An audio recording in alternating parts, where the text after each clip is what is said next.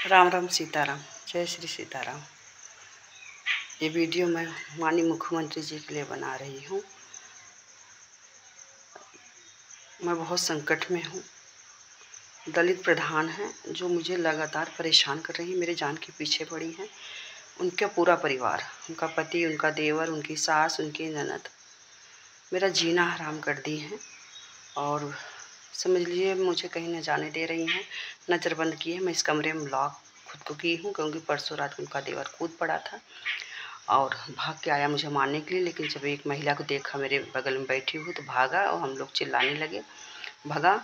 तो जिसकी सूचना हमने फ़ोन पे दिया हुआ था थाने होने पे, और रात में पुलिस आ रही थी, लेकिन 8:30 बजे घटना थी, 10:30 बजे 11 बजे आ रही थी। तो मैं अकेली थी, क्योंकि वो महिला आ चुकी थी, मैं बिल्कुल अकेली थी। तो हमने कहा कि अब इतनी रात को हम पुलिस आएगी क्या करेगी, रात में अंधेरे में यहाँ क्या कर सकती है पुलिस, बस एक कह के चली जाएगी, देख के चली जाएगी, बाकी कोई मतलब नहीं। हमने कहा सुबह आएगा, लेकिन सुबह कोई पुलिस वुलिस नहीं। आज शुक्रवार की घटना है रात्रि की, और शनिवार हो गया, आज इतवार हो गया, तीसरा दिन हो गया, कोई नहीं आ रहा है। ये मकान हड़पना चाहते हैं प्रधान। वो बहुत लालची हैं और इतना लालच उनको घेर रखा है कि कॉलोनी मेरे बगल में बनवा लिए। उनका दूर मकान था, वहाँ से इन्होंने कहीं जगह होते हुए भी मेरे बगल में कॉलोनी बनवा लिए और मेरी पुरखों की दीवार गिरा के तब वो कह रहे थे कि बंजर में है वो। और जब उस पर कॉलोनी में बनवा ली है तब वो बंजर नहीं है, जिस पे मैं 8 घंटे धरने पर बैठी रही बदलापुर चौराहे पे, जिसका मैंने पूरा विरोध किया। और फिर उस पर हमारे पति पर मुकदमा कर दिया गया कि ये मकान बंजर पे है। माननीय मुख्यमंत्री जी, मैं आपसे कहना चाहती हूँ कि इसके पहले प्रधान नहीं थे क्या? इसके पहले लोग नहीं थे क्या? इसके पहले कानून नहीं था क्या? जब से आए हैं तभी से ये मकान हुआ। आइए देखिए, पूरा गांव ग्राम समाज पे बसा हुआ है। ये तो मेरे लोग पूर्वज बताते हैं कि मखमुजक बाघ है जिसको ये क्षतिग्रस्त कर रहे हैं, जिसको पेड़ों को नष्ट कर रहे हैं। जो यहाँ हमारे ससुर स्वर्गीय जगत नारायण तिवारी के पिताजी के सामने का इंजन गड़ा हुआ, स्वर्गीय राम दुलारे उनके सामने के, यानी देश जब आज़ाद नहीं हुआ था तब का मेरे पास यहाँ सबूत है। यहाँ दीवार है, इंजन है, कुआं है, टंकी है, पेड़ है, हाँ, बहुत सारी चीज़ें हैं जो गवाही देंगी कि ये देश आज़ाद नहीं हुआ। अगर अब पीढ़ी दर पीढ़ी यहाँ पे रहती आई है। आज मुझे सताया जा रहा है क्योंकि दलित प्रधान हो गई हैं। उनका पूरा परिवार इस मकान के लालच में पड़ गया है। और समझ लीजिए ना डीएम आ रहे हैं मेरी मदद करने, ना एसडीएम आ रहे हैं मदद करने के लिए, थाने से कोई आ रहा है मदद करने के लिए। मैं बिल्कुल असहाय हूँ। और जब से उनका देवर भाग के मुझे मारने के लिए आया तब से मैं खुद को लॉक कर ली हूँ। अब मेरे पास खाने पीने की भी कोई ऐसी चीज़ नहीं है जिसको हम खाएँ और पिएँ।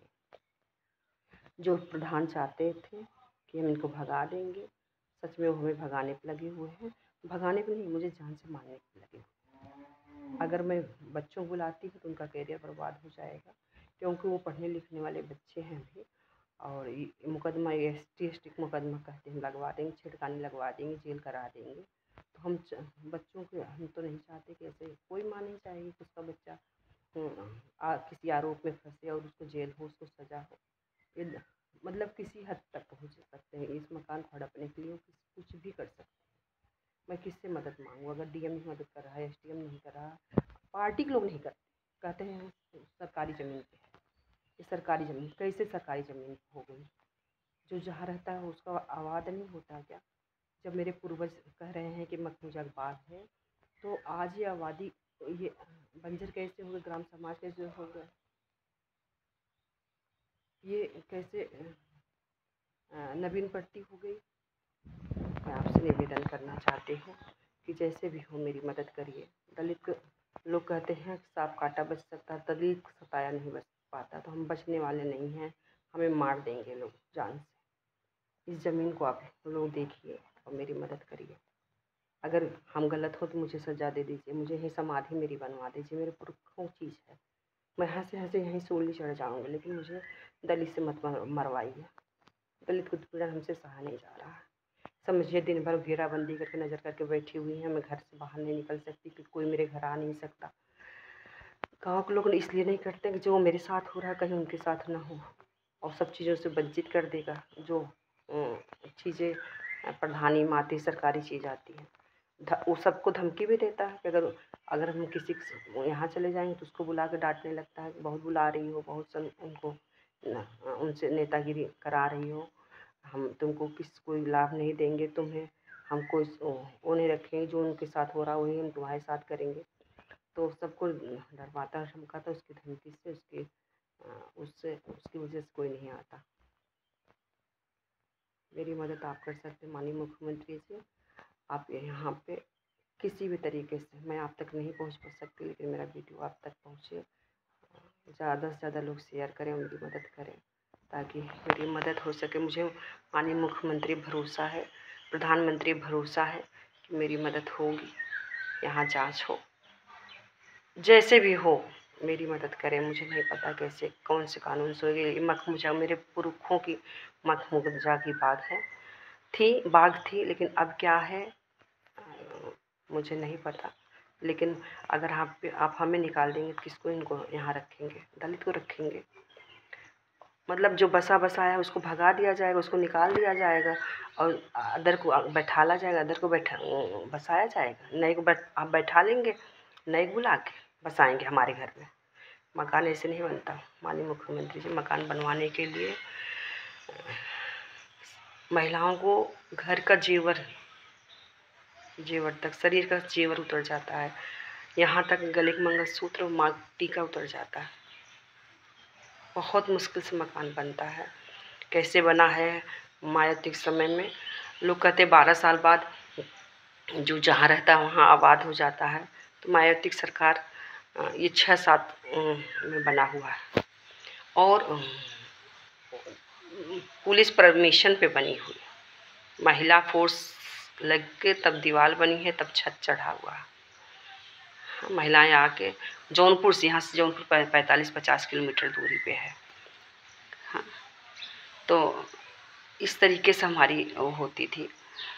मकान बना हुआ बहुत दिक्कत से बना हुआ। उस टाइम महिलाओं ने बहुत उपद्रव किया था, लेकिन अब तब लोग साथ देते थे, कहते थे कि जहाँ ब्राह्मण की बात हो, दलित की बात होती थी तो ब्राह्मण तो था, लोग खड़े हो जाते थे कि भाई एक के साथ अन्याय हो रहा है। लेकिन अब कोई नहीं खड़ा होता।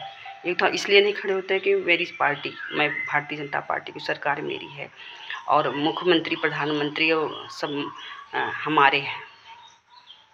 सबको ज़्यादा खलता है जो झंडा मेरे यहाँ दरवाजे पर टंगा हुआ है कि नहीं रहेंगे दरवाजे, यहाँ पे न पार्टी का झंडा नहीं दिखेगा।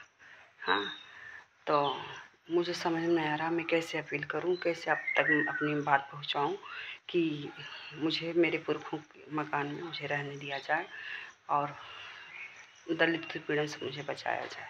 मैं हाथ जोड़ के विनती करती हूँ, हाथ जोड़ के विनती करती हूँ आपसे, मेरी मदद करें। माननीय मुख्यमंत्री जी मेरी मदद करें, प्लीज़ मेरी मदद करें। मकान बनवाने में बहुत संघर्ष किए हैं। मैं रात भर पत्थर, जब मेरे ससुर बीमार होने लगे थे, मैं यहाँ रहने लगी थी, मेरे पड़ोसियों ने मेरे ऊपर पत्थर बरसाए हैं। कई रात हमने पत्थर, जो मेरे पास मुकदमा, पहले घर वालों ही जो मेरे पट्टीदार रहते थे वो नहीं रहने देते, क्योंकि वो तब मकान उनके कब्जे में था।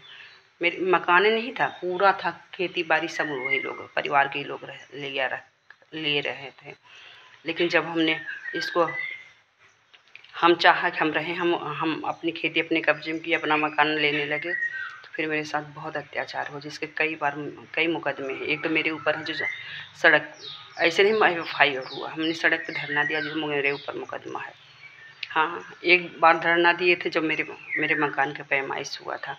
तो अब हम तीसरा धरना नहीं देना चाहते। प्लीज़ मेरी मदद करिए, नहीं तो मैं आपके दरवाजे पर धरना दूँगी। मेरे पास कोई और ऑप्शन नहीं है, कहीं से कोई मदद मुझे नहीं मिल रही है। और लोग कहते हैं कि अपने घर में भूखे भी रहा जाता, नून रोटी खा के रहा जाता। मैं उसी तरीके से यहाँ रह रही हूँ, लेकिन प्रधान मुझे रहने नहीं दे रहा है।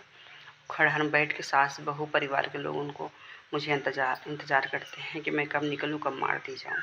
और पीछे गुंडे पीछे लगा दिए जाते हैं। बड़ी मुश्किल से मैं जान बचाती हूँ, कैसे मैं छुपा के जाती आती हूँ कहीं, अगर जाना आना होता तो बड़ा मुश्किल हो गया है जीना। इसलिए मुश्किल हो गया कि मैंने जन सूचना डाल दी है। और मेरे नाम से कोई कंप्लेन कर दिए थे, बिजली चोरी कर रहे थे, वो बहुत सालों से बिजली चोरी कर रहे थे, कई बार पकड़ाए थे, लेकिन अपने पैसे धन बल में बड़े थे, लेन देन करके अपना बचाव कर लेते थे, लेकिन इस बार उनको भरना पड़ा है क्योंकि किसी ने सही जगह सूचना कर दी, जहाँ से पोर्टल पे डाल दिया है मेरे, और वो भी मेरे नाम से। तब से और खिसियाहट में मुझे, मेरे पीछे पड़े हुए हैं, पूरा परिवार पीछे पड़ा हुआ है मुझे मारने के लिए।